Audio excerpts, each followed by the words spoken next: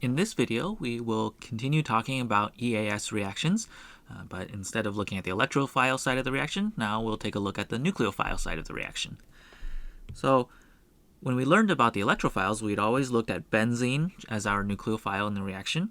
It turns out that, well, benzene has a lot of different derivatives where different groups are attached to the benzene ring, and once we put a group onto a benzene ring, that has important effects on both the reactivity of those carbon-carbon double bonds and the regioselectivity with which that reaction occurs. So first, let's look at how reactivity changes with different types of groups attached to the benzene ring. We'll do this by first just looking at an example. So I have here the molecule anisole, which has a methoxy group on a benzene ring here. Turns out if you run a nitration of anisole, you get a mixture of products. We'll come back to that. But more importantly, when it comes to reactivity, what we find is that the anisole nitration happens about 70 times faster than the nitration of just benzene.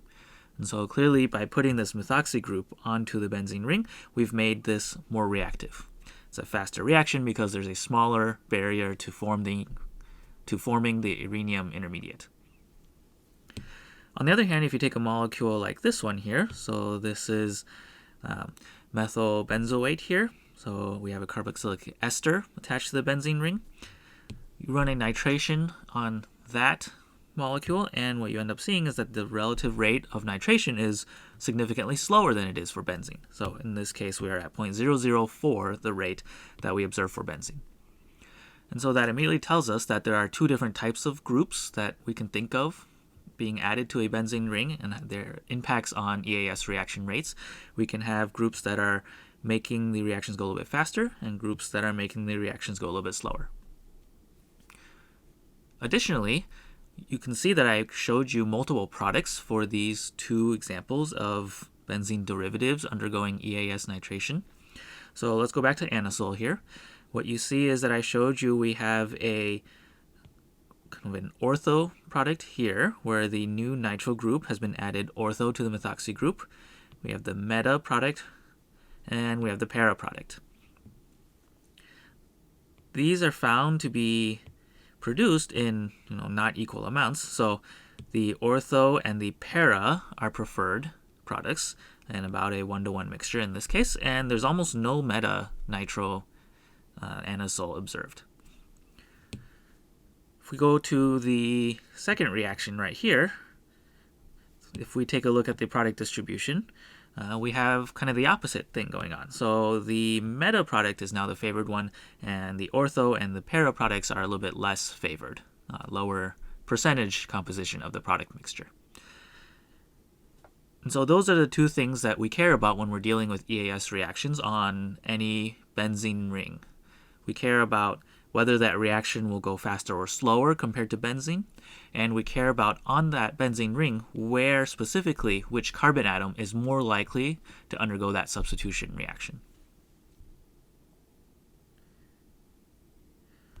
And to say that again in different words, we see that groups attached to aromatic rings have two effects. They can either increase or decrease the EAS reaction rate by being either what are called electron donating groups or electron withdrawing groups, so common abbreviations here, EDG and EWG. Electron donating groups are thought of as being activating, and they activate the nucleophile to be more reactive, so we see faster reaction rates. Electron withdrawing groups are deactivating because they're pulling electron density out of the aromatic ring. Those decrease the rate. So I'm always thinking about this in terms of nucleophile. So the more electron density there is in the aromatic ring and the pi bonds, the more reactive that system would be. The second factor then was this regioselectivity, and so the pattern that we see is that EAS reactions will either take place kind of ortho and para to a group, or it'll take place preferentially just meta to a group. So again, we'll kind of see products that favor both ortho and para or meta. The reason that these different directing groups can have impacts on the rates of the reaction and on the regioselectivity of the reaction come down to the stability of the rhenium ion intermediate. So what we'll do is to go through some explanations of some of the patterns that we'll see, and then after that I'll show you a table of these directing groups all organized together by their categories.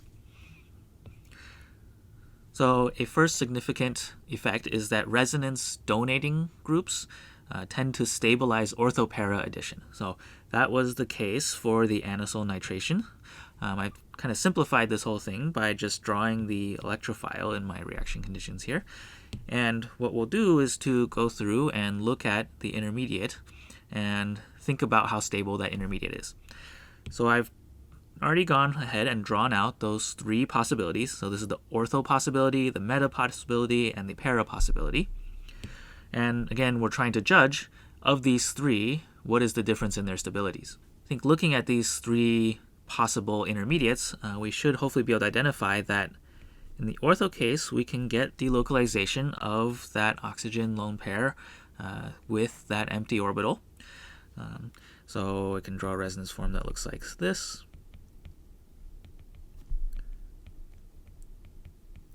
And of course, we can get this delocalization to continue all throughout the rest of the ring there. If I try to do resonance with the meta intermediate here, so I can bring my lone pair from oxygen down. However, the only kind of further resonance pushing I can do is to go this way. No matter how you try to push your arrows, you're not going to be able to show any sort of resonance contribution where this lone pair is delocalized with this empty orbital here.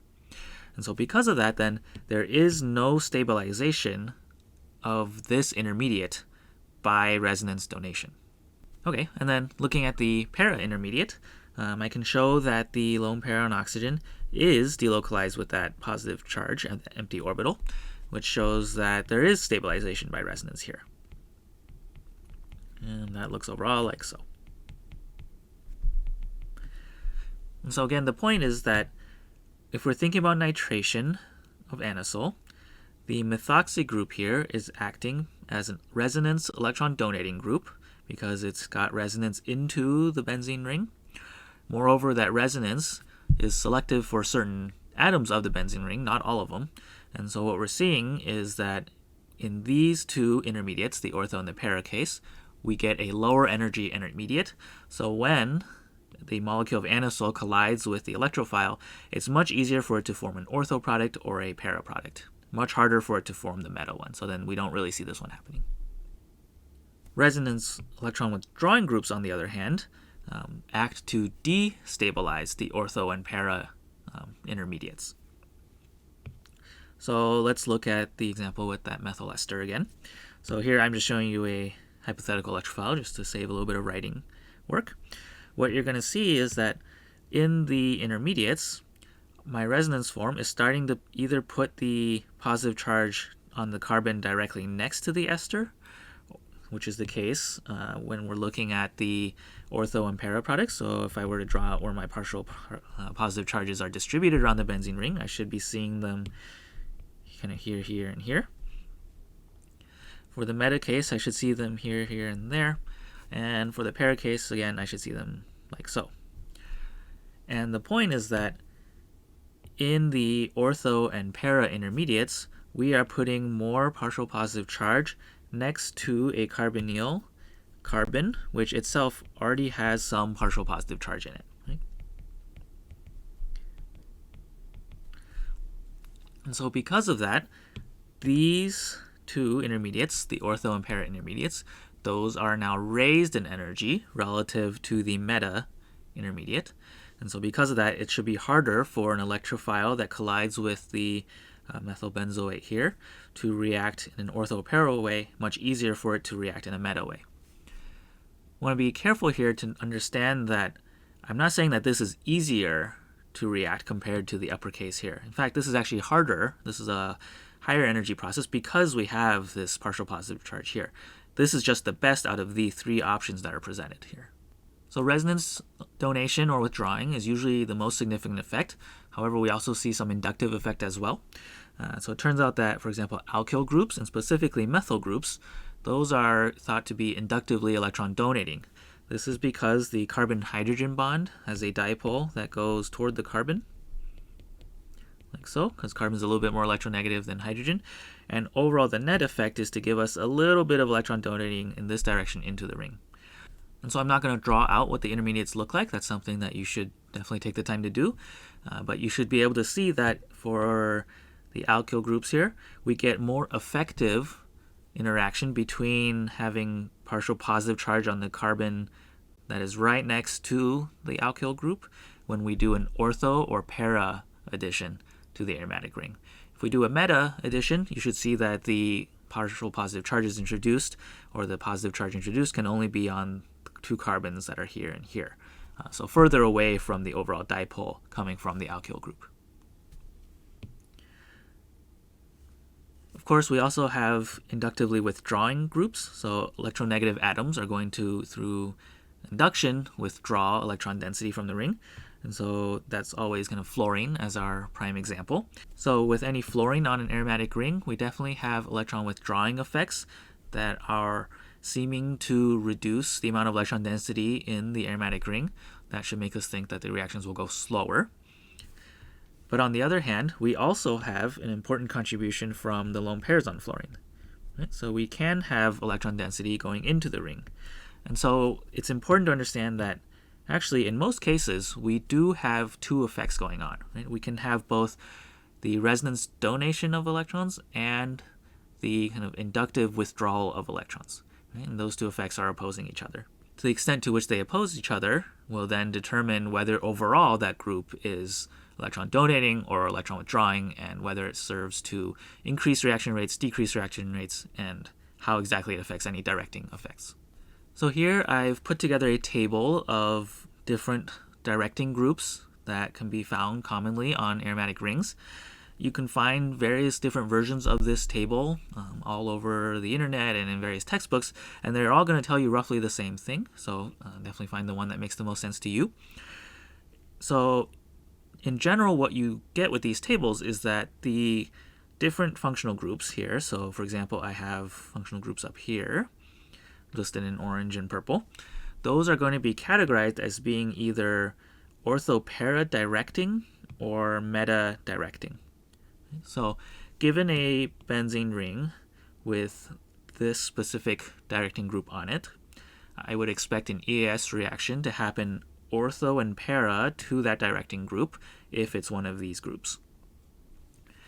And given a benzene ring that has one of these purple groups on it, so just Z is a purple group, then I would expect an EAS reaction to take place meta to that group.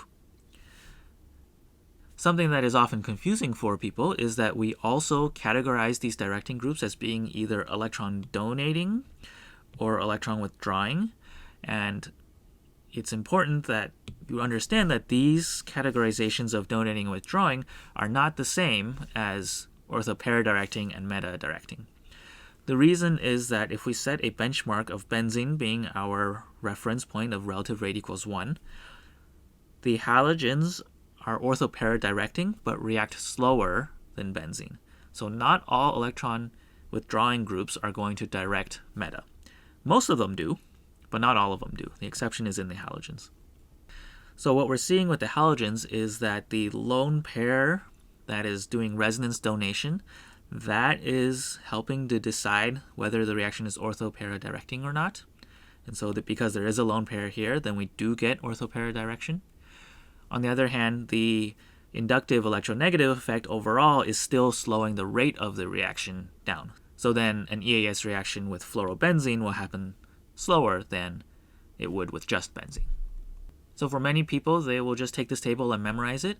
And for other people, it's more useful to go back to the various categories that I just gave you in terms of effects of directing groups on stabilization, and to see how we're dealing with resonance donating groups when we're dealing with activating groups, why these are a little bit less resonance donating, and down here why these are resonance withdrawing, for example, and so on and so forth.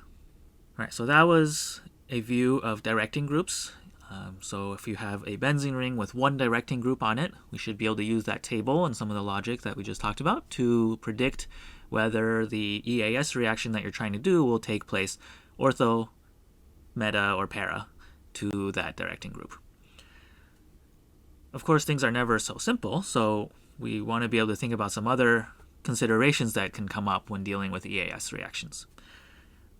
So the first one we'll talk about is that, well, we're not always dealing with aromatic molecules that have just one directing group on one benzene ring.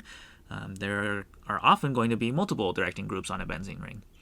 When that happens, the influences of all these directing groups is considered to be additive. So you can kind of consider, do I have a very activating group plus a mildly deactivating group? In that case, overall, I should expect some amount of activation. If I have a very strongly activating group, I would expect its preference for ortho-para to override the deactivating group's preference for meta, and so on and so forth. You can kind of break this down into more of a pattern by noticing that in some cases the groups can act cooperatively.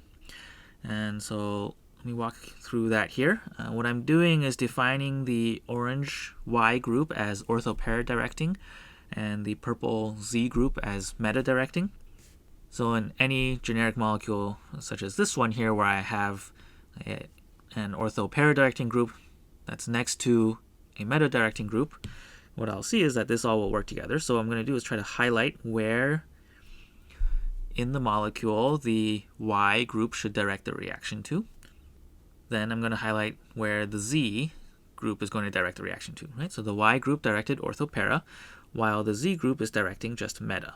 And you can see that those two groups are working together to make it so that the reaction should be pretty favorably happening either at this position or that position.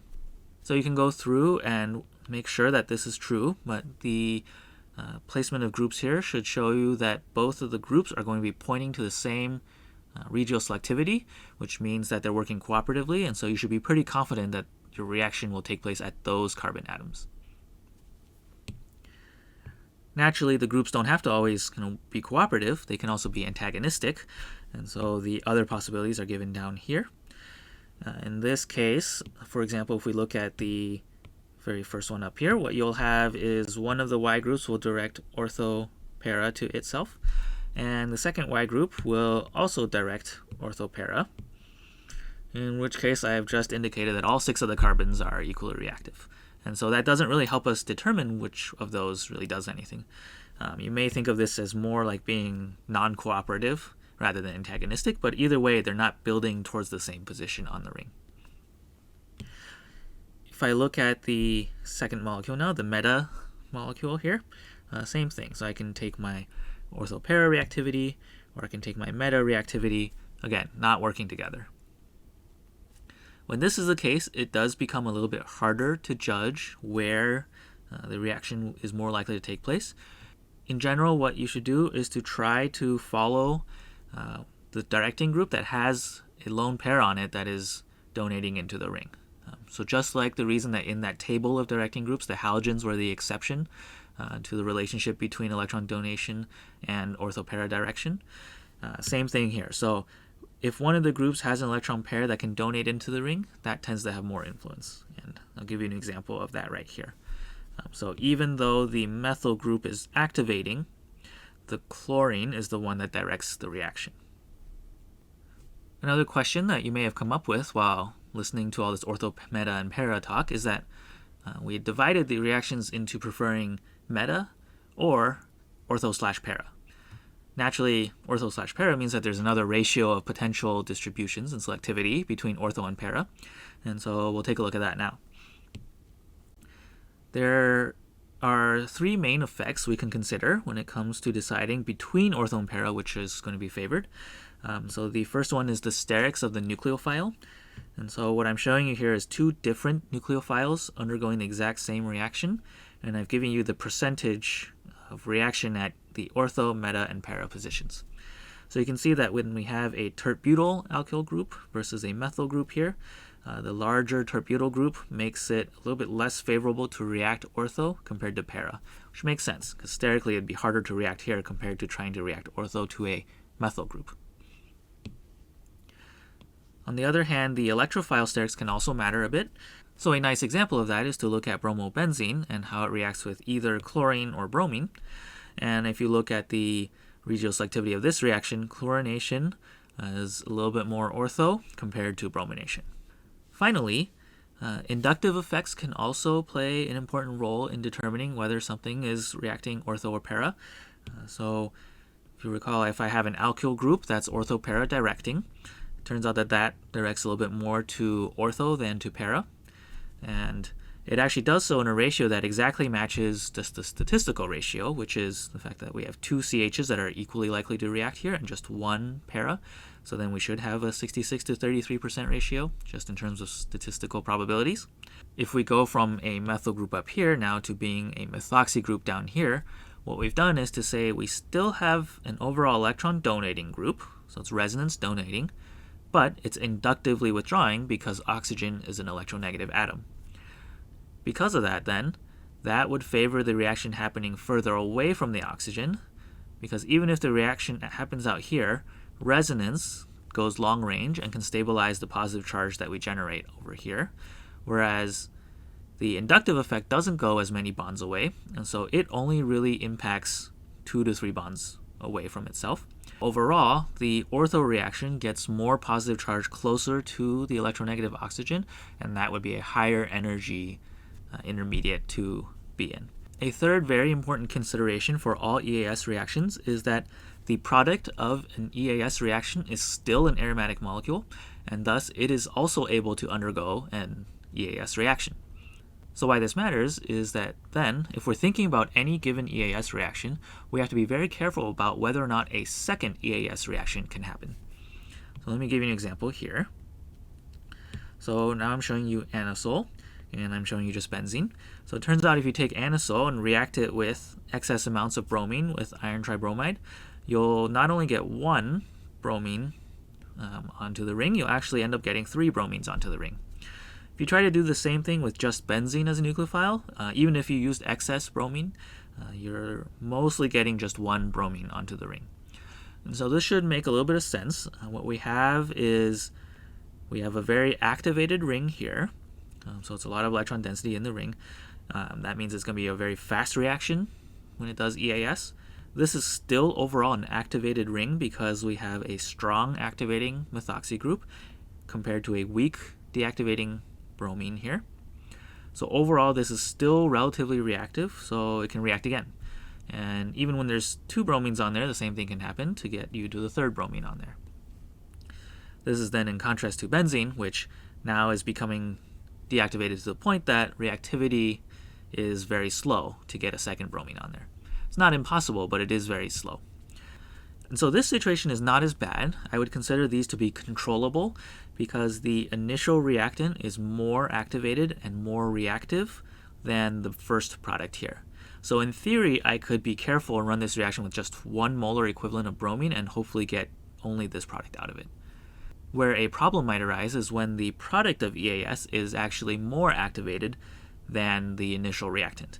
And that is the case when you're doing Friedel-Crafts alkylations. And so if you're doing Friedel-Crafts alkylation, for example, taking benzene reacting with methyl chloride and aluminum trichloride, the introduction of a methyl group here then causes this ring to be more activated because of the alkyl group inductive effect. That means that this is actually the more reactive species in the reaction mixture. And so even if you control the molar equivalence of electrophile that you're using, it's still more likely for the reaction to happen with the methylbenzene here. And so overall, if you let this reaction run, you tend to generate a lot of hexamethylbenzene. It's very hard to get just 1 methyl group onto a benzene ring by Friedel-Crafts alkylation. There are synthetic tricks to achieving this, which we'll discuss in a future video. Finally, I want to point out that all of this analysis we just did was for benzene and its derivatives. So we were always looking at something with 1 benzene ring in it. However, the principles that we talked about can all be applied to any aromatic system. So I've given you 3 situations here that are not benzene. So this is the molecule pyrrole, this is pyridine, this is azulene. And I've shown you what the major products of EAS reaction are for these 3 nucleophiles. So I'm going to leave it to you to work through these 3 examples. What I want you to do is to draw out the carbocation intermediates and make sure that it makes sense why those intermediates are correlated to the lowest energy intermediates of the various different ones that you might be able to draw, and of course then thus leading you to the indicated major products. So that wraps up our view on EAS reactions. We looked at how different electrophiles might react with aromatic rings, leading to all sorts of different new groups added to an aromatic ring. And we also looked at how differences in the structure of the nucleophile affect exactly how fast that reaction might happen and also where that reaction might happen.